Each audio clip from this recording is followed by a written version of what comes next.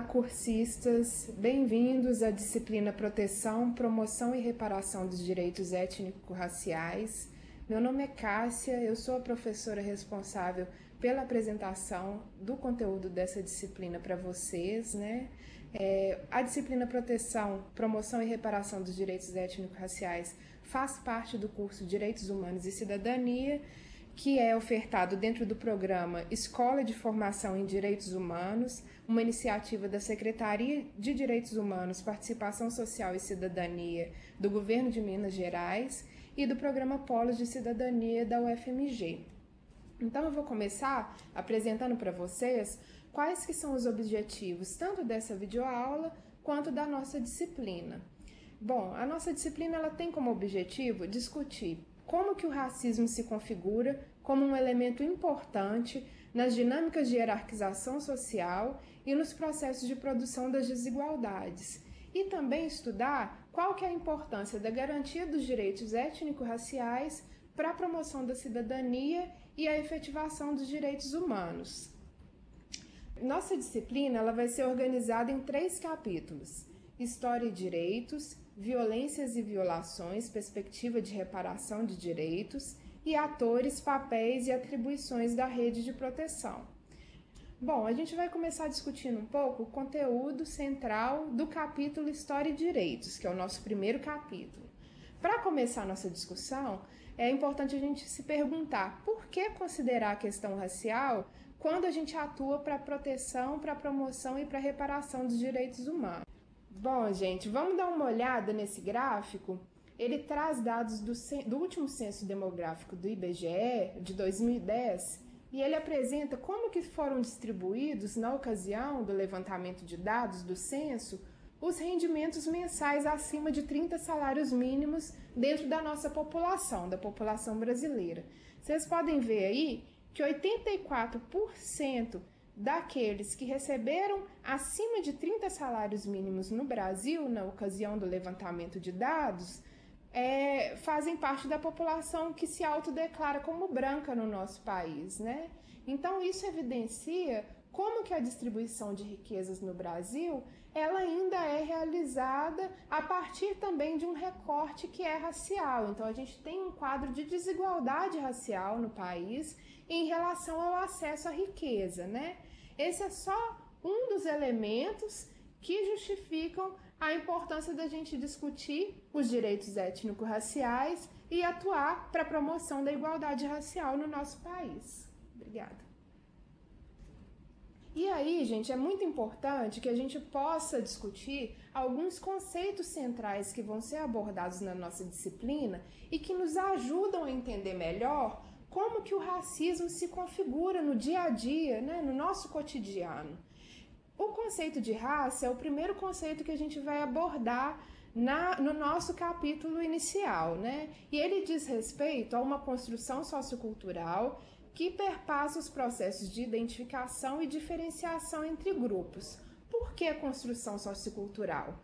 Porque, inclusive, a ciência já comprovou que não existem raças biológicas, mas isso não significa que a gente, ao se diferenciar um dos outros, né, ao estabelecermos as diferenciações e as semelhanças, não façamos isso a partir de alguns critérios, características físicas e culturais que são baseadas numa ideia de raça. Por isso que a gente fala que raça é uma construção sociocultural. A gente utiliza um critério racial para estabelecer as diferenciações e as identificações que a gente estabelece uns com os outros, né?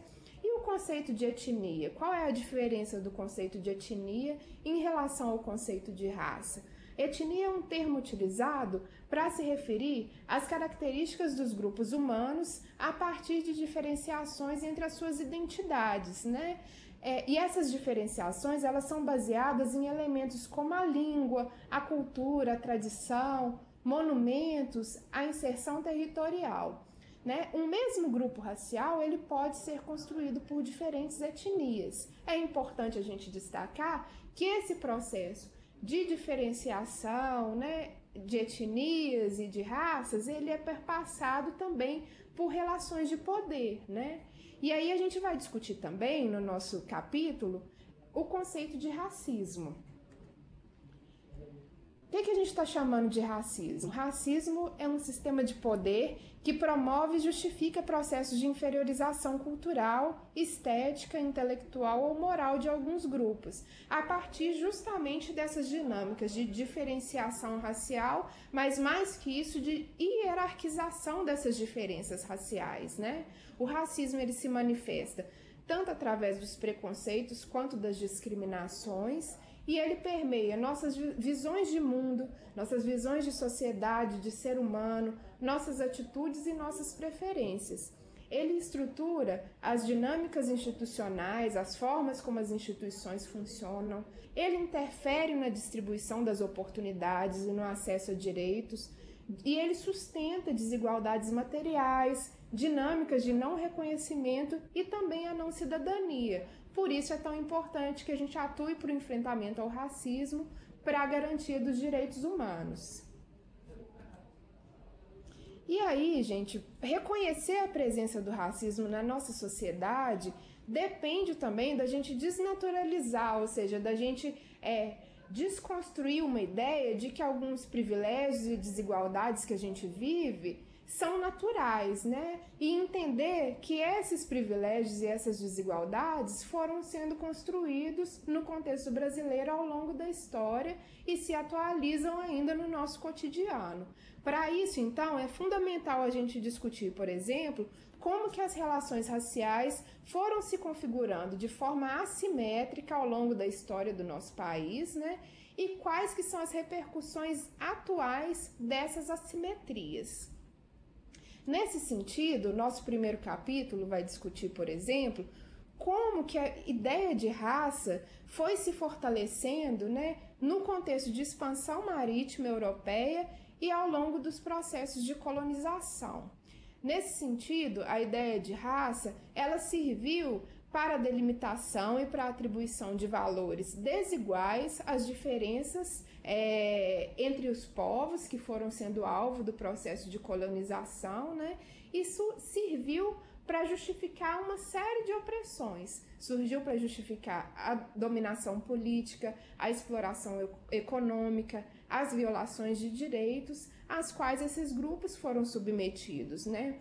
A perpetuação dessa hierarquização racial, né, desde o período colonial no Brasil, ela foi amparada naquela época tanto pela religião quanto por um discurso que se dizia científico, né?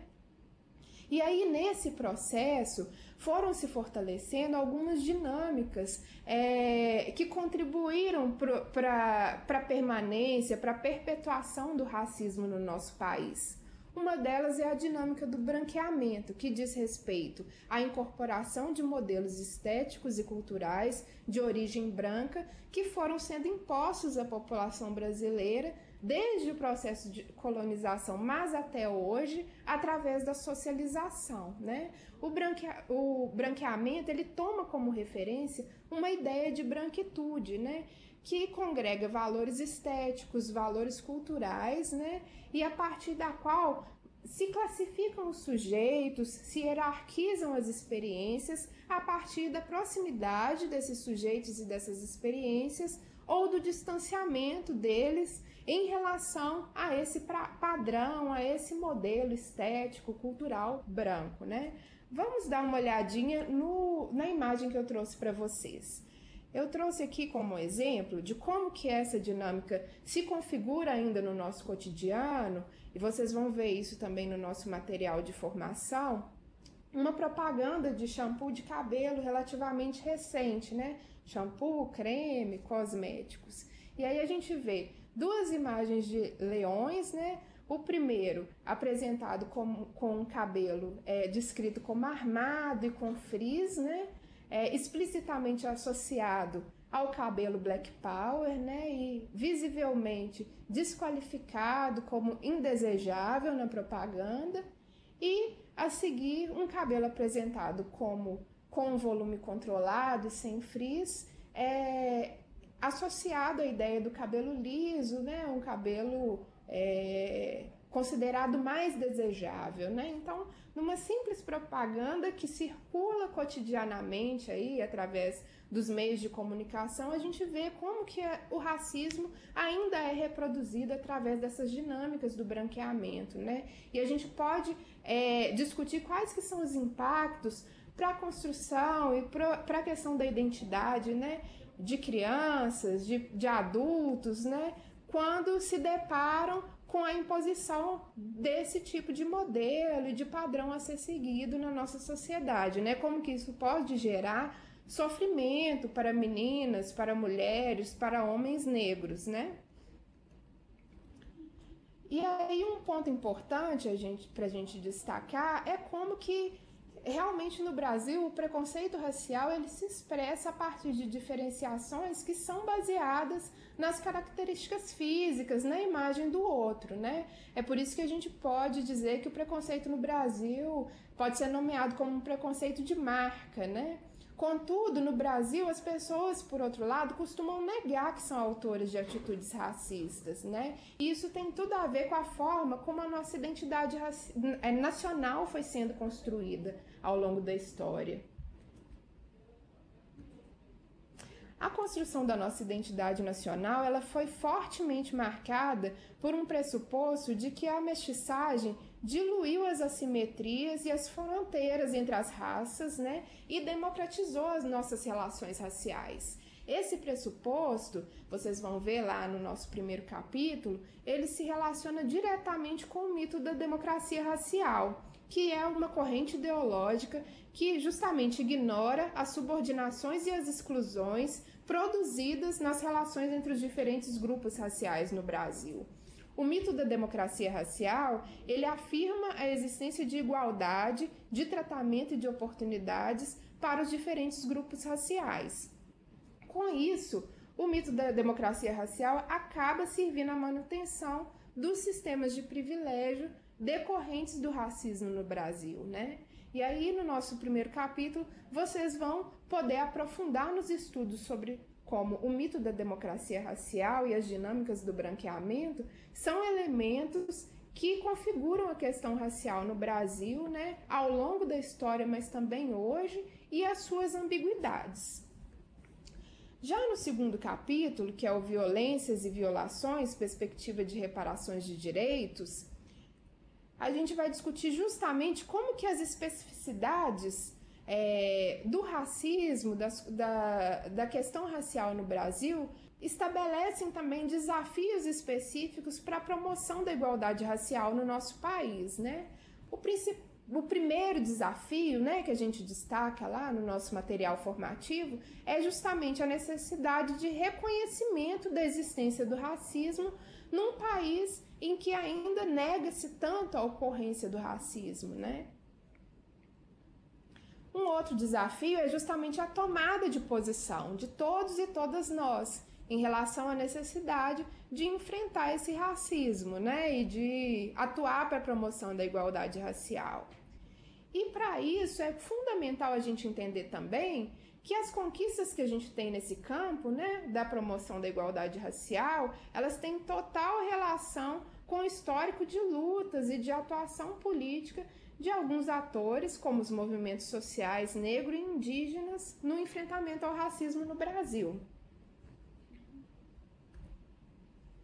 Vocês vão ver no nosso segundo capítulo, né, que os movimentos sociais antirracistas, como o negro e o indígena, eles têm se organizado ao longo da história através de diferentes estratégias. Então, através dos quilombos e da luta pela abolição, das associações e das organizações comunitárias, as campanhas e marchas, os espaços de articulação estratégica e de incidência em políticas públicas, os fóruns, as redes, a imprensa negra, o feminismo negro, a luta pela terra e pela liberdade indígena, né? A militância nos campos da educação e da produção de conhecimento. No nosso segundo capítulo, vocês vão poder aprofundar nos estudos sobre essas diferentes estratégias de atuação dos movimentos antirracistas e quais que são as bandeiras, né? Quais que são as demandas em jogo através dessas diferentes estratégias, né? E como que isso impacta também o próprio campo das políticas públicas, né?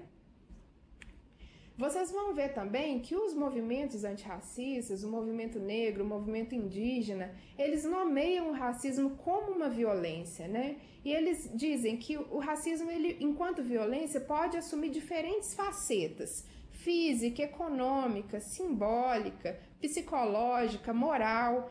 Ressaltam que o racismo impacta tanto a autoestima dos sujeitos, como a forma como nós nos relacionamos no cotidiano, e também perpassam a organização e as formas de funcionamento das instituições. Então, isso exige diferentes níveis de atuação para o enfrentamento, né? Eles apontam também o papel ideológico da meritocracia, que é um conceito que vocês também vão estudar nesse segundo capítulo, né?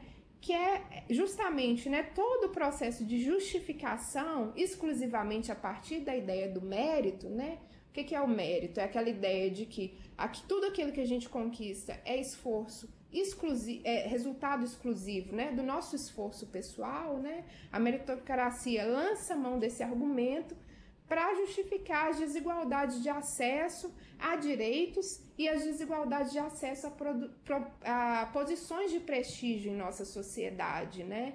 Então, o discurso meritocrático, ele acaba por mascarar como que o racismo impacta diretamente as possibilidades de acesso a direitos e acesso a posições de prestígio social, né? Além disso, a gente vai discutir também, no segundo capítulo, como que o Brasil se insere num contexto internacional de construção de ações de enfrentamento ao racismo. Então, a gente vai discutir qual que foi o papel da Convenção Internacional sobre a Eliminação de Todas as Formas de Discriminação, que foi uma convenção estabelecida no ano de 1965, no âmbito da Organização das Nações Unidas, né? No contexto dessa convenção, que reuniu vários países signatários, foram discutidas perspectivas para uma abordagem mais efetiva por parte desses países do enfrentamento ao racismo e da promoção da igualdade racial. O Brasil assinou essa convenção no ano de 1969, e aí vocês vão poder estudar um pouco como que se deu esse processo, né? E também vão estudar qual que foi o papel do Comitê para a Eliminação da Discriminação Racial, que foi o comitê estabelecido para monitorar o encaminhamento das ações que foram pactuadas no âmbito dessa convenção. Além disso, a gente vai discutir também, no nosso segundo capítulo, quais que foram os papéis das conferências mundiais para o combate ao racismo e à xenofobia, que foram também organizadas no âmbito da Assembleia das Nações Unidas, né? Todo esse processo, é importante a gente lembrar, que sempre foi amparado, pressionado e mobilizado pelos movimentos sociais, né, de diferentes países, e as conferências aconteceram em 4 momentos: 1978, 1983, 2001 e 2009. Vocês também vão poder estudar mais sobre qual que é a proposta da década internacional dos afrodescendentes, que foi proposta no âmbito da Assembleia Geral das Nações Unidas, e ela é o período compreendido entre 2015 e 2024. Em linhas gerais, ela tem como objetivo justamente fortalecer e dar mais visibilidade às ações internacionais de enfrentamento ao racismo, né? Então, a gente está hoje dentro dessa década internacional dos afrodescendentes, e é bacana a gente poder acompanhar e monitorar quais que são as ações que estão sendo propostas e pensarmos em maneiras de nos envolvermos também com o desenvolvimento dessas ações, né? Além disso, a gente vai discutir também a atuação de outras organizações internacionais nesse campo de enfrentamento ao racismo e de promoção da igualdade racial. No nosso material formativo, a gente deu um destaque ao papel da Anistia Internacional através da campanha Jovem Negro Vivo, que é uma campanha que iniciou no ano de 2014, com o objetivo, primeiro, de dar uma visibilidade pública para um grande problema de violação de direitos humanos que acomete a população negra no Brasil, que é a violência letal contra os jovens negros, né, que os movimentos negros vão nomear como um genocídio, pelos altos índices de violência letal mesmo, que tem incidido sobre a população jovem negra no Brasil, né? E aí a campanha, além de dar visibilidade para essa questão, tem como objetivo articular e cobrar a construção de ações mais efetivas no contexto brasileiro para reverter esse problema. E aí, por fim, gente, nós vamos apresentar um pouco qual que é o conteúdo que vocês vão estudar de forma mais aprofundada no nosso terceiro capítulo, que é o Atores, Papéis e Atribuições da Rede de Proteção. Nesse capítulo, a gente já vai pensar qual que é o panorama atual da Política Nacional de Promoção da Igualdade Racial no Brasil e qual que é o panorama também da legislação voltada para o enfrentamento ao racismo hoje, né?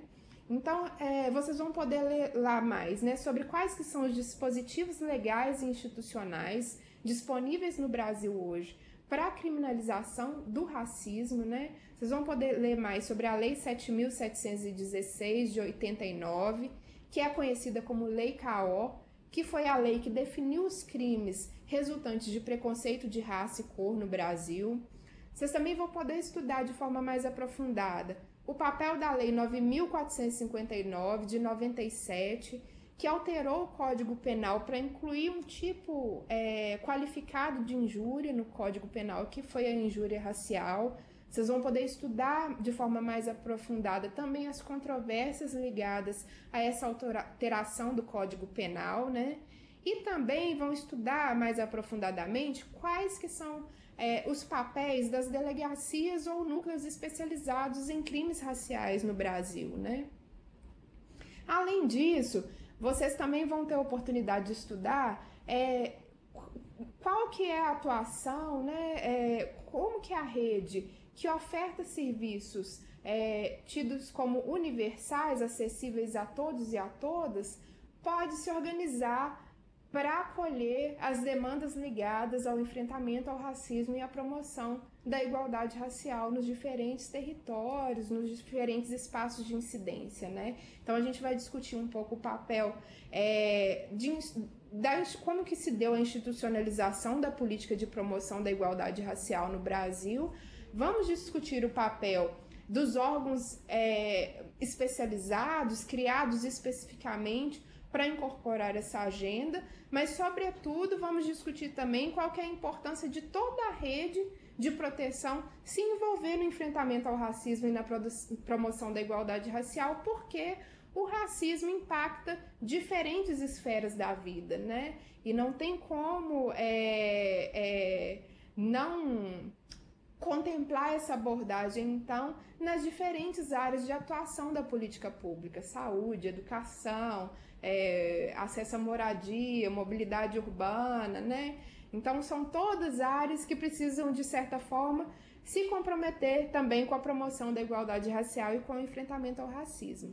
Bom, a gente vai estudar mais, né, também, nesse capítulo, qual que foi o processo de criação da Secretaria Nacional de Promoção da Igualdade Racial. Hoje a gente está vivendo um processo, né, em que essa secretaria foi incorporada pelo Ministério da Cidadania e tem dividido dentro do Ministério da Cidadania o espaço com outras duas pastas, que é a pasta dos direitos humanos e das políticas para mulheres, né? Vamos discutir também qual que é o papel do Conselho Nacional de Promoção da Igualdade Racial. Vamos estudar também, né, o processo de desenvolvimento das secretarias, das coordenadorias e dos conselhos de promoção da igualdade racial nos âmbitos estadual e municipal, o papel das conferências de promoção da igualdade racial e também dos planos de promoção da igualdade racial resultantes dessas conferências. Além disso, a gente vai estudar os instrumentos existentes para o enfrentamento ao racismo e para a promoção da igualdade racial no campo da educação, que é um campo que ao longo da história, né, vem vivendo um processo de bastante assimetria do ponto de vista racial, e isso justificou o desenvolvimento de medidas e de políticas públicas para a reparação, para a transformação dessas assimetrias e para a garantia de lógicas mais igualitárias de acesso à educação no Brasil. Então, a gente vai discutir os papéis da Lei 10.639 de 2003 e da Lei 11.645 de 2008, que foram criadas, para alterar a Lei de Diretrizes e Bases da Educação e incluir no currículo oficial de ensino a abordagem das temáticas história e cultura afro-brasileira e indígena, visando o desenvolvimento de uma educação antirracista e promotora da igualdade racial nas escolas. Vamos discutir também o papel das políticas de ações afirmativas no campo da educação.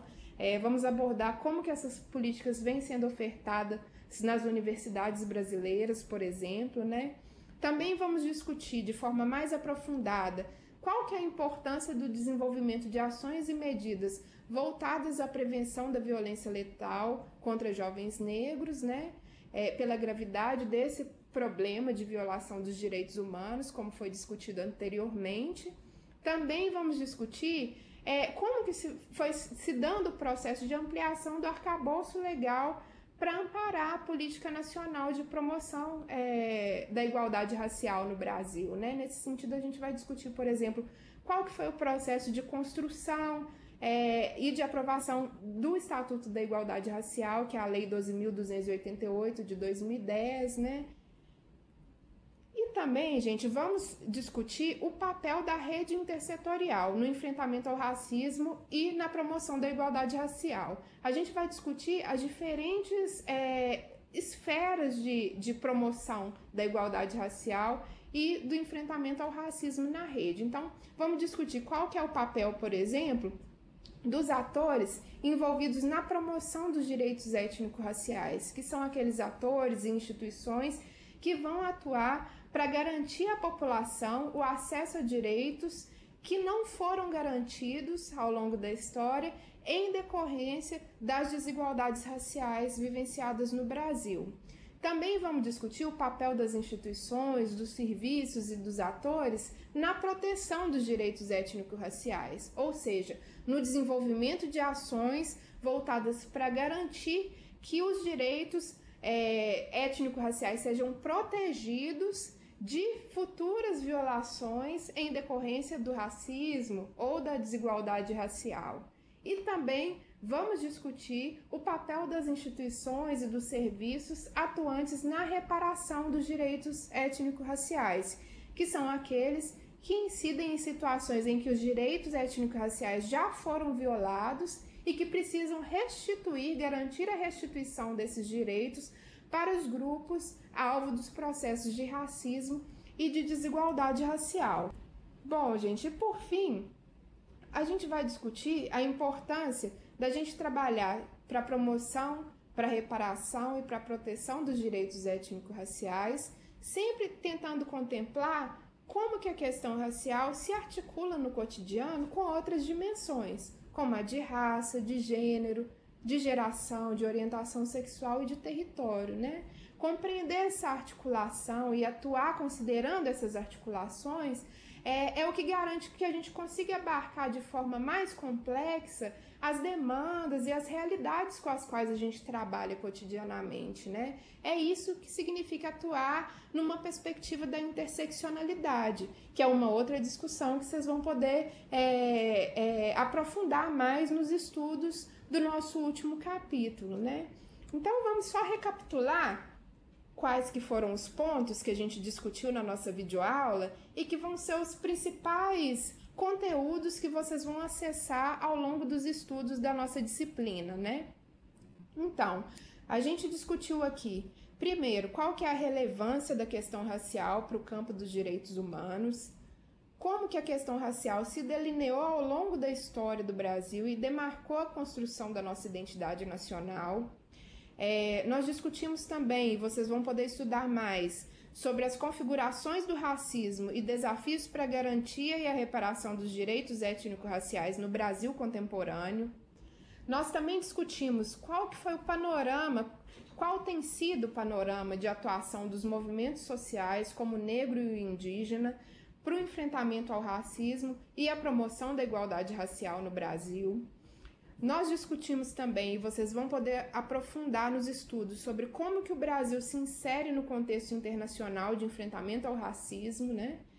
Discutimos ainda as configurações atuais da política nacional de promoção da igualdade racial e da legislação voltada para o enfrentamento ao racismo no Brasil.